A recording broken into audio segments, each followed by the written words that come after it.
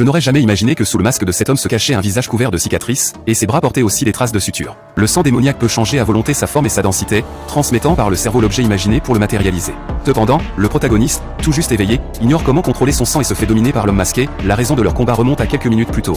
La première leçon de l'instructeur était un jeu de chat et de souris, mais ceux qui n'atteignaient pas la ligne d'arrivée étaient immédiatement expulsés. En outre, une autre règle imposait d'atteindre l'arrivée avec une balle désignée par l'instructeur. Comme il n'y avait que 2 balles, il a jugé logique d'éliminer le protagoniste ici. C'est alors que la scène du début s'est produite, le ne peut que dire cela. Xiao 11, timide et craintive, a raté une occasion en or simplement parce que la balle était tout près. De retour auprès du protagoniste, elle continue à être malmenée par l'homme masqué. En effet, le protagoniste ne sait pas contrôler le sang démoniaque. Cependant, à ce moment-là, voyant que le protagoniste veut encore se relever, l'homme masqué lance une attaque pour le mettre à terre, mais contre toute attente, un imprévu survient. La maladroite Xiao 11 arriva, et heureusement, à la dernière seconde, le protagoniste la sauva, mais son bras fut blessé par une coupure. Xiao 11 se sent terriblement désolé et s'excuse sans cesse auprès du protagoniste. Même si celui-ci lui dit que ce n'est pas grave, puis soudain, son sang se transforme en énorme démon. Les démons diffèrent beaucoup de celle des humains, celle de Xiao 11 est ridiculement excessive.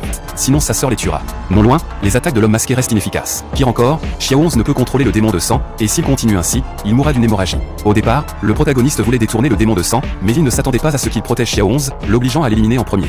Bien que le protagoniste subisse les coups, il ne supporte pas de voir quelqu'un mourir sous ses yeux.